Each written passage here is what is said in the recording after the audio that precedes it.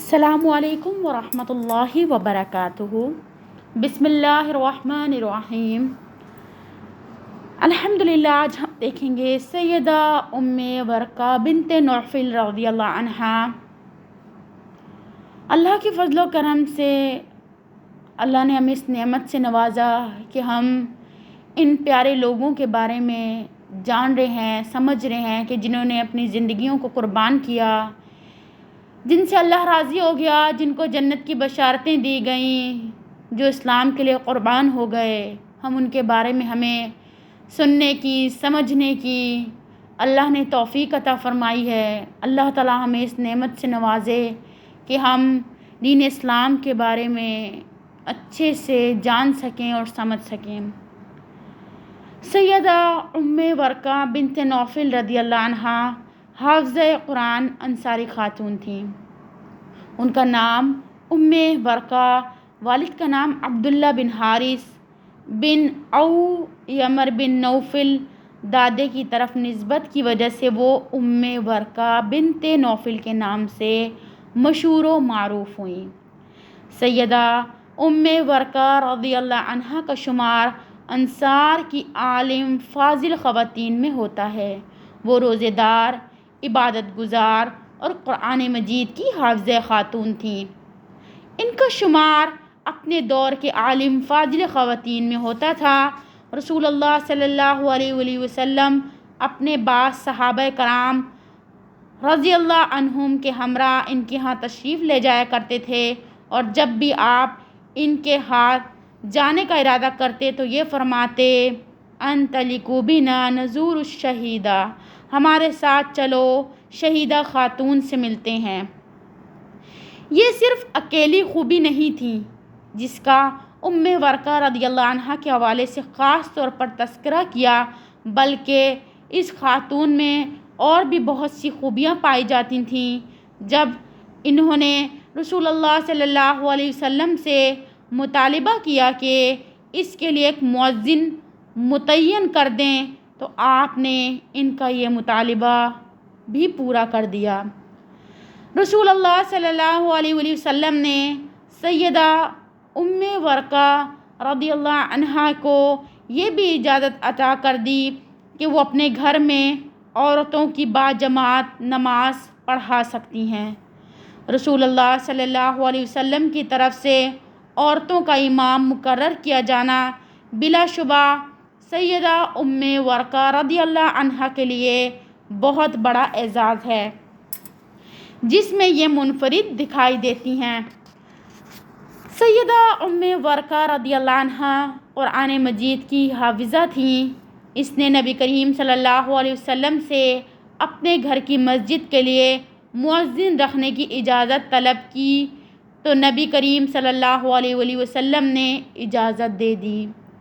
سیدہ ام ورقہ بنت عبداللہ بن حارث سے روایت ہے کہ رسول اللہ صلی اللہ علیہ وسلم ان کے گھر تشریف لے جایا کرتے تھے، اور آپ نے ان کے لیے ایک مؤذن مقرر کر دیا تھا جو وقت پر اذان دیتا، اور رسول اللہ صلی اللہ علیہ وسلم نے سیدہ ام ورقہ رضی اللہ عنہا کو اس کی بھی اجازت دے رکھی تھی کہ وہ اپنے اہل خانہ عورتوں کی باجماعت نماز پڑھا سکتی ہیں۔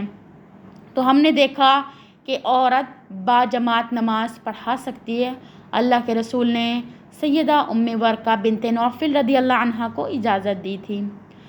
عبد الرحمن راوی حدیث بیان کرتے ہیں کہ میں نے اس کے مؤذن کو دیکھا، وہ بہت بوڑھا تھا۔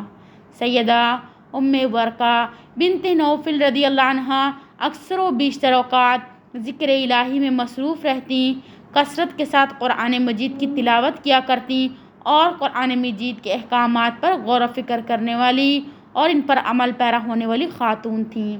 اس بات پر دیکھیں کہ صحابیہ اپنی زندگی میں کس طرح قرآن کو لے کر چل رہی تھیں۔ تو یہاں پر ہمیں اپنا محاسبہ کرنا چاہیے، تو کیا ہمارا تعلق قرآن پاک سے ایسا ہے؟ ہم قرآن کی کتنی آیتوں پر غور و فکر کرتے ہیں؟ اللہ تعالیٰ ہمیں بھی قرآن پر غور و فکر کرنے کی توفیق عطا فرمائے۔ جب قریش نے میدان بدر میں مسلمانوں کے ساتھ نبرد آزما ہونے کا پختہ ارادہ کر لیا اور اس کے لیے پوری طرح تیار ہو گئے تو رسول اللہ صلی اللہ علیہ وسلم کی طرف سے تمام مسلمانوں کو مشرکین کے خلاف جہاد کے لیے روانہ ہونے کا اعلان کر دیا گیا۔ یہ اعلان اللہ سبحانہ تعالیٰ کے درجہ ذیل فرمان یرعمل کرتے ہوئے کیا گیا۔ ارشاد باری تعالیٰ ہے، یا ایھا النبی جاہد الکفار والمنافقین واغلظ علیہم ومأواہم جہنم وبئس المصیر۔ سورۃ التوبہ کی آیت ہے، آیت نمبر 83 اور سورہ نمبر 9۔ اے نبی، کفار و منافقین دونوں کا پوری قوت کے ساتھ مقابلہ کرو اور ان کے ساتھ سختی سے پیش آؤ، اور آخرکار ان کا ٹھکانہ جہنم ہے اور وہ بدترین جائے قرار ہیں۔ مسلمان اس اعلان پر لبیک کہتے ہوئے رسول اللہ صلی اللہ علیہ وسلم کی خدمت میں حاضر ہوئے اور اسلحہ کی کمی کے باوجود میدان جہاد کی طرف سے اس عزم سے روانہ ہوئے کہ ہمیں فتح نصیب ہوگی یا شہادت سے سرفراز ہوں گے۔ دونوں صورتوں میں ہماری کامیابی ہے اور ہمارے لیے خیر و بھلائی ہے۔ سیدہ ام ورقہ رضی اللہ عنہا رسول اللہ صلی اللہ علیہ وسلم کی خدمت میں حاضر ہوئیں۔ وہ یہ چاہتی تھیں کہ اللہ سبحانہ تعالیٰ کے درجہ ذیل فرمان پر عمل پیرا ہوں، جیسا کہ اللہ تعالیٰ نے ارشاد فرمایا، انفروا خفافا وثقالا وجاہدوا باموالکم انفسکم فی سبیل اللہ ذالکم خیر لکم ان کنتم تعلمون۔ سورۃ التوبہ کی آیت نمبر 41 ہے، نکلو خواہ ہلکے ہو یا بوجھل اور جہاد کرو اللہ کی راہ میں اپنے مالوں اور اپنی جانوں کے ساتھ، یہ تمہارے لیے بہتر ہے اگر تم جانو۔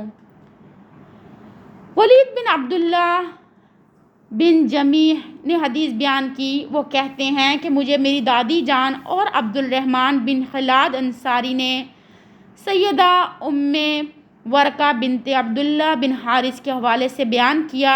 وہ کہتی ہیں کہ نبی کریم صلی اللہ علیہ وسلم ہر جمعہ کو میرے گھر تشریف لایا کرتے تھے۔ انہوں نے رسول اللہ صلی اللہ علیہ وسلم سے جنگ بدر کے دن پوچھا کہ کیا مجھے آپ کے ساتھ جنگ پر جانے کی اجازت ہے؟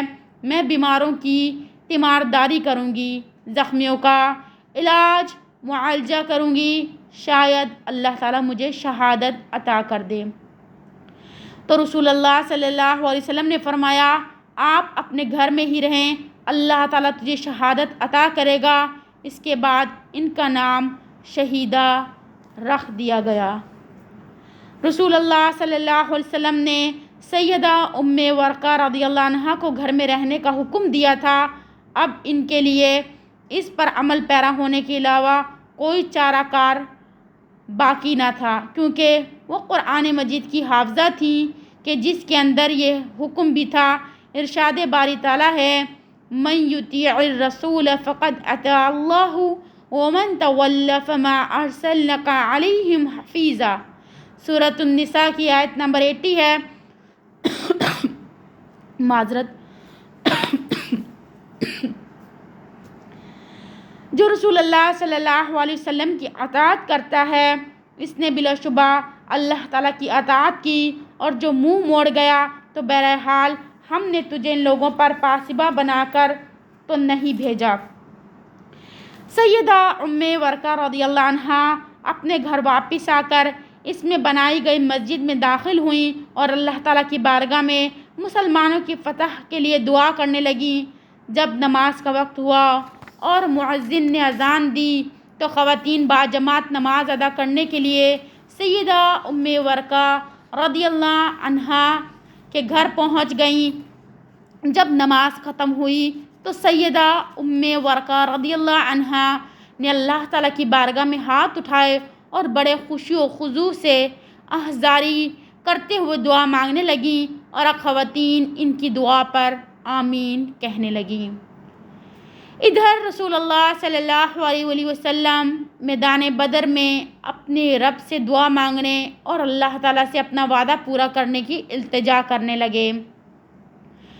اللہ سبحانہ تعالیٰ نے اپنے نبی صلی اللہ علیہ وسلم اور صاحب تقوی سیدہ ام ورقہ رضی اللہ عنہ کی دعاؤں کو شرف قبولیت عطا کیا، جو ہر وقت اپنی زبان کو ذکر الہی سے تر رکھتی تھیں۔ اللہ سبحانہ تعالیٰ ہمیں بھی ہمیشہ اللہ کا ذکر کرنے والا بنائے، اور اپنے گھروں میں ایک چھوٹے چھوٹے سے کمرے مسجد کی طرح بنانے کی توفیق عطا فرمائے، جہاں پر صرف اللہ کی عبادت کی جائے۔ اللہ تعالیٰ ہمیں توفیق عطا فرمائے۔ اپنے رب تعالیٰ سے کیے گئے وعدے کو پورا کرنے والی تھیں، اور وہ اپنے دین اور رسول اللہ صلی اللہ علیہ وسلم رسول اقدس صلی اللہ علیہ وسلم کے ساتھ بڑی مخلص تھیں۔ نیز وہ اچھے افعال و اقوال کی دل دادا اور تمام حالات میں ہر قسم کے شر سے نفرت کرنے والی خاتون تھیں۔ ادھر ایمان کی تلواروں نے شرک اور گمراہی کے سرداروں کے سر اڑانے شروع کر دیے، اور قریش کو میدان بدر میں جھنجھوڑ کر رکھ دیا گیا۔ کافروں پر یہ دن بڑا بھاری تھا۔ غروب آفتاب سے پہلے سرداران قریش موت کے گھاٹ اتار دیے گئے، اور ان احمقوں کی لاشوں کو گھسیٹ کر میدان بدر میں واقع قلیب نامی کنویں میں پھینک دیا گیا، جس کے بارے میں ہم نے پہلے بھی پڑھا۔ ابو جہل، عقبہ بن ابی معیط، ربیہ کے دونوں بیٹے عتبہ، شیبہ اور امیہ بن خلف اپنے انجام بد کو پہنچ گئے۔ انہیں اس برے سلوک کا بدلہ مل گیا جو انہوں نے رسول اللہ صلی اللہ علیہ وسلم اور مسلمانوں کے ساتھ روا رکھا تھا۔ ارشاد باری تعالیٰ ہے، وَلَقَدْ أَرْسَلْنَا مِن قَبْلِكَ رَسُولًا إِلَىٰ قَوْمِهِمْ فَجَاءُوهُم بِالْبَيِّنَاتِ فَانْتَقَمْنَا مِنَ الَّذِينَ أَجْرَمُوا وَكَانَ حَقًّا عَلَيْنَا نَصْرُ الْمُؤْمِنِينَ۔ سورۃ الروم کی آیت نمبر ہے، اور ہم نے تم سے پہلے رسولوں کو ان کی قوم کی طرف بھیجا، اور وہ ان کے پاس روشن نشانیاں لے کر آئے۔ پھر جنہوں نے جرم کیا ان سے ہم نے انتقام لیا، اور ہم پر حق تھا کہ ہم مومنوں کی مدد کریں۔ رسول اللہ صلی اللہ علیہ وسلم اللہ کے ماننے والوں کا لشکر لیے لا الہ الا اللہ اور اللہ اکبر کا ورد کرتے ہوئے واپس آئے۔ ان کی پیشانیوں پر فتح و نصرت کا غازہ چمک رہا تھا، اور لشکر اسلام کے جھنڈے فضا میں لہرا رہے تھے۔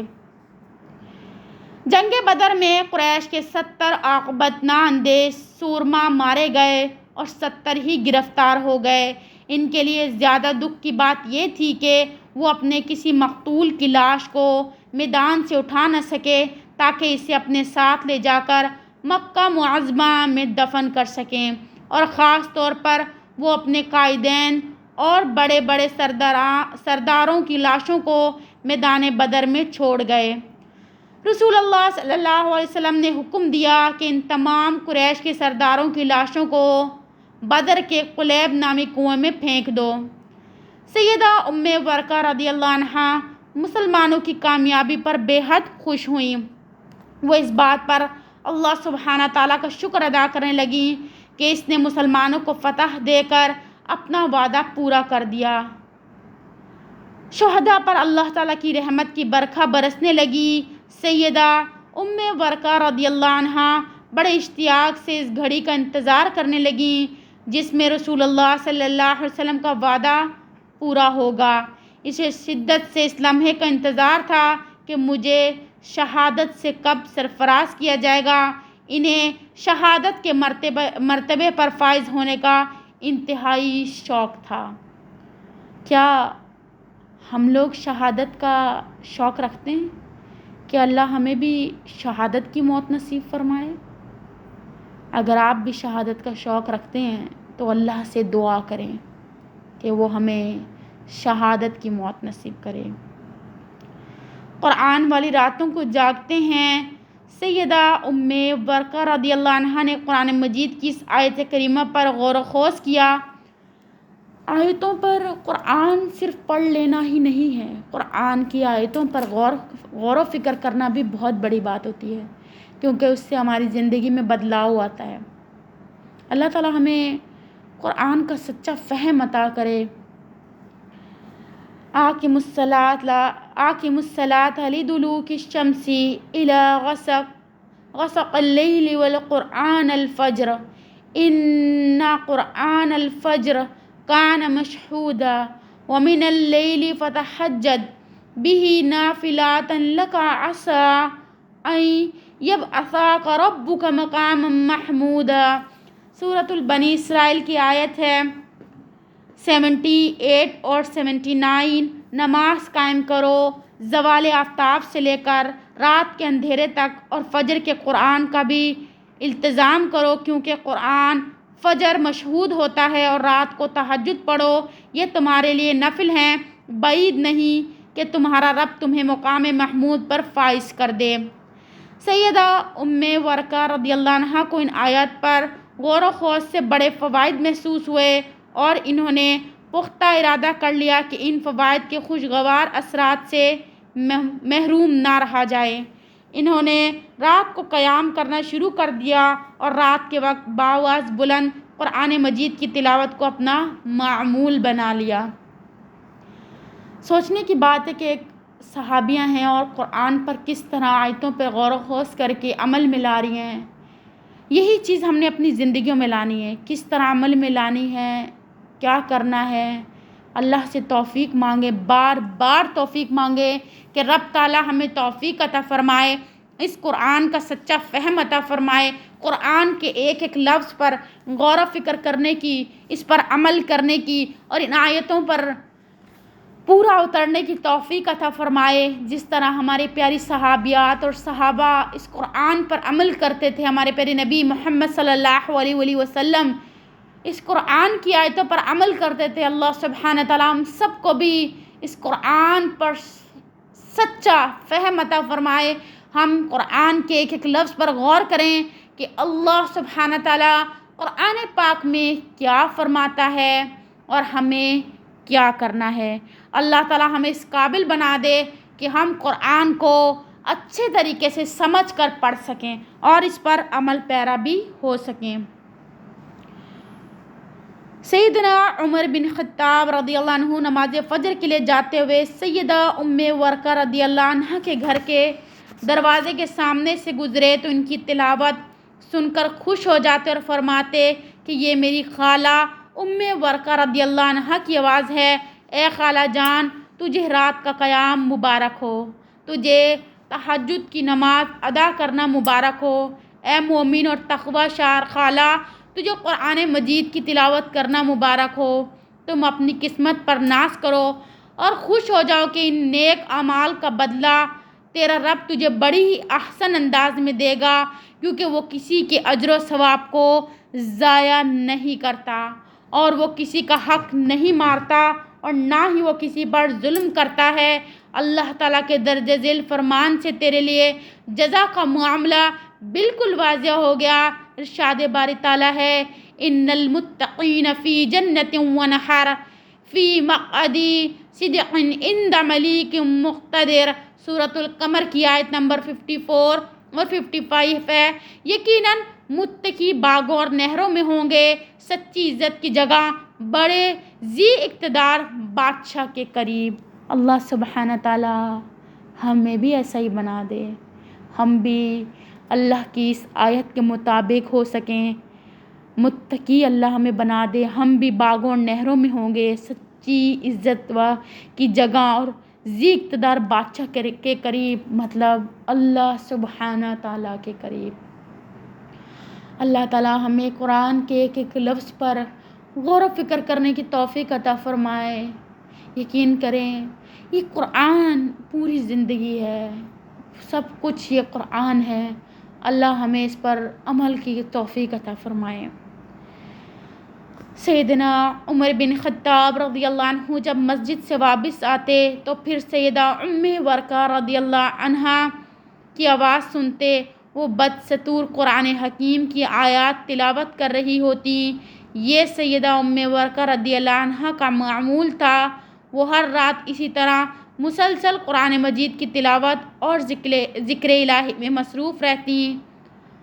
بعض صحابہ کرام جب سیدہ ام ورقہ رضی اللہ عنہ سے ملاقات کے لیے ان کے ہاں جاتے تو ان سے یہ کہتے، اے ام ورقہ، کیا تم جانتی ہو کہ تیرے بارے میں رسول اللہ صلی اللہ علیہ وسلم کیا فرماتے ہیں؟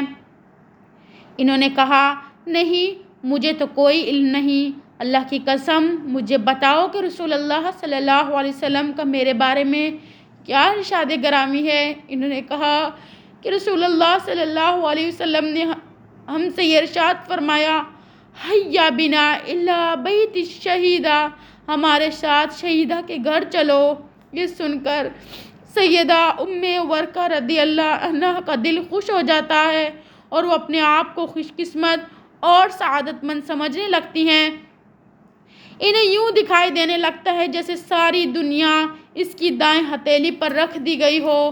قرآن مجید کی کثرت کے ساتھ تلاوت نے سیدہ ام ورقہ رضی اللہ عنہ کے دل کو چمکا دیا اور اسے رحمت، شفقت اور ہمدردی کا گہوارہ بنا دیا۔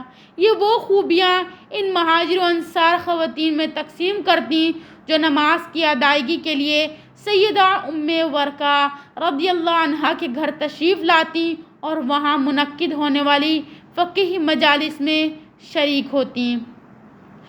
شہادت کی بشارت برحق ہونا، سیدہ ام ورقہ رضی اللہ عنہ نے گھر کا کام کاج نپٹانے کے لیے ایک غلام اور ایک کنیز کی خدمات حاصل کر رکھی تھیں۔ سب گھریلو معاملات بخوبی انجام پا رہے تھے۔ سیدہ ام ورقہ رضی اللہ عنہ ان دونوں کی خاطر و مدارت بہت اچھے انداز سے کیا کرتی تھیں، انہیں فیاضی کے ساتھ خرچ دیتی اور ان کی عزت و تکریم کرتی۔ وہ دونوں بھی پوری محنت اور دیانتداری کے ساتھ خدمات سر انجام دیتے اور فرائض کی ادائیگی میں کوئی کسر اٹھا نہ رکھتے۔ السمول نامی شاعر کہتا ہے، جب انسان کی عزت کو کمینگی کا داغدار نہ کرے تو جو چادر بھی وہ زیب تن کرے گا خوبصورت لگے گا۔ متنبی نے یہ کہا، اذا انت اکرمت الکریم ملکا واذا انت اکرمت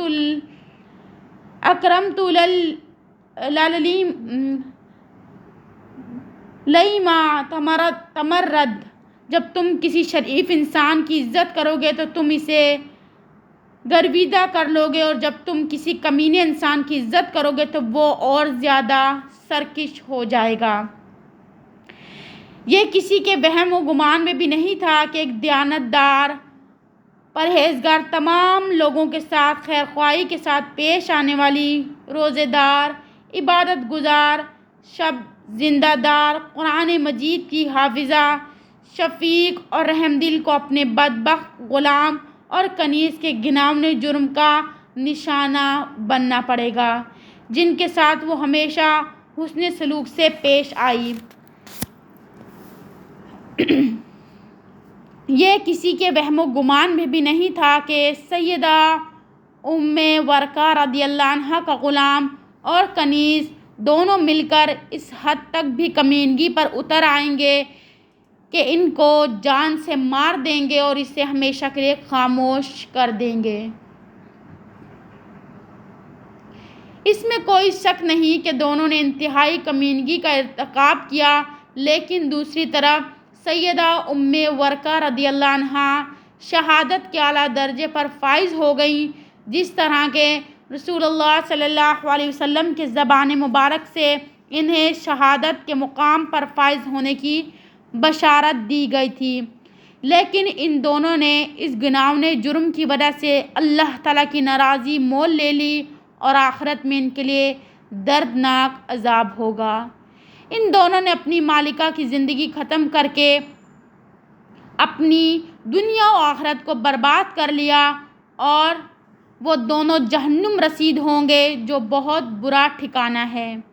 ایک روز سیدنا عمر بن خطاب رضی اللہ عنہ نے معمول کے مطابق وضو کیا اور نماز فجر کی ادائیگی کے لیے گھر سے روانہ ہوئے۔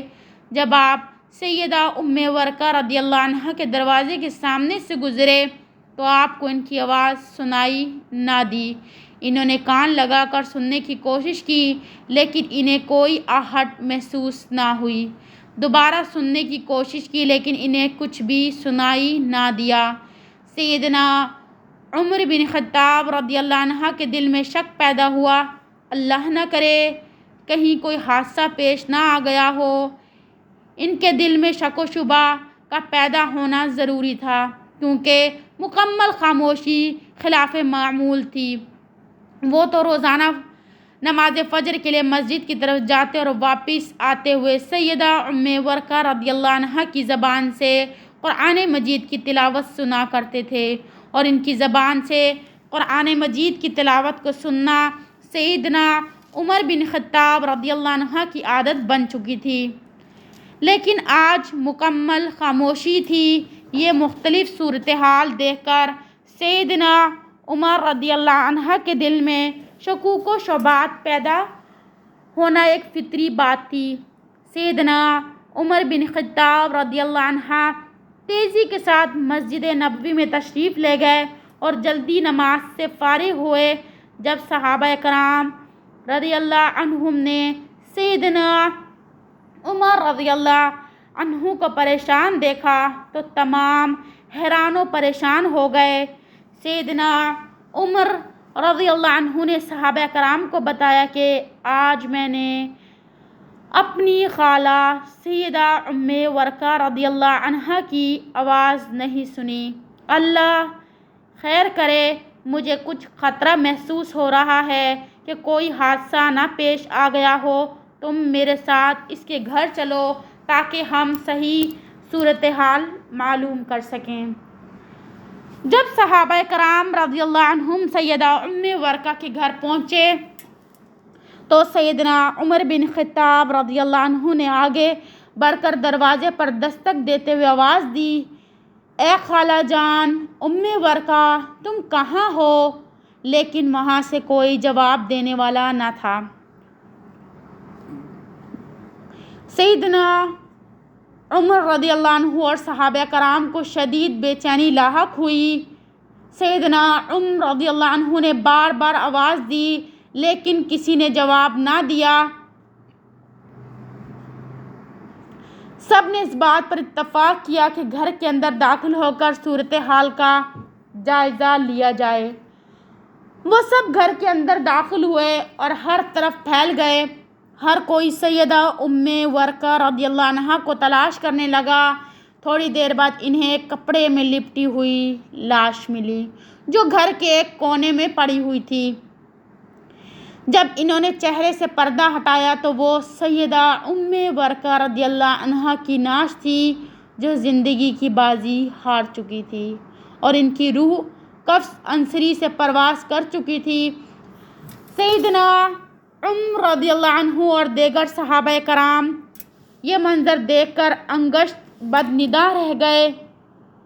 کیا عدل و انصاف کا علمبردار حکمران کے زیر سایہ، جس کی عدل و انصاف کی تاریخ میں مثال دی جاتی ہے، اس جیسے گھناؤنے جرم کا ارتکاب کیا جا سکتا ہے؟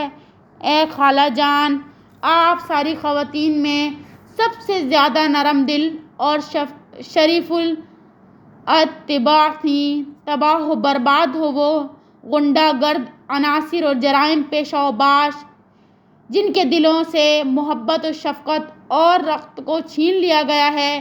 انہیں تمہاری جان لیتے ہوئے اپنی تباہی و بربادی کا خیال کیوں نہ آیا؟ کاش اس جرم کا ارتکاب کرنے سے پہلے کوئی آفت ان کو دبوچ لیتی۔ سیدہ ام ورقہ رضی اللہ عنہ کے ساتھ جو سایہ پیش آیا، یہ منظر سیدنا عمر رضی اللہ عنہ کو بڑا ناگوار گزرا اور یہ دردناک انجام دیکھ کر ان کا دل غمگین ہو گیا۔ یہ وہ خاتون تھیں جن کے ساتھ خواتین کی امامت ختم ہو گئی۔ امامت کا یہ منصب ان کے ساتھ ہمیشہ کے لیے دفن ہو گیا۔ اس کے بعد کوئی خاتون بھی اس منصب پر فائز نہ ہو سکی۔ لیکن سیدنا عمر رضی اللہ عنہ کو اس غم و اندوہ نے جھنجھوڑ کر رکھ دیا کہ رسول اللہ صلی اللہ علیہ وسلم نے ان کے حق میں شہادت کی بشارت دی تھی۔ انہوں نے یہ خیال آتے ہی پکار کر کہا کہ اللہ تعالیٰ اور اس کے رسول مقبول صلی اللہ علیہ وسلم نے سچ فرمایا۔ رسول اللہ صلی اللہ علیہ وسلم نے سیدہ ام ورقہ رضی اللہ عنہ کے بارے میں فرمایا کرتے تھے، انطلقوا نزور الشہیدہ، چلو شہیدہ کی زیارت کریں۔ سیدہ ام ورقہ رضی اللہ عنہ کے فضل و شرف کے لیے یہ کافی ہے کہ ان سے سیدنا عمر بن خطاب رضی اللہ عنہ نے حدیث رسول روایت کرنے کا اعزاز حاصل کیا۔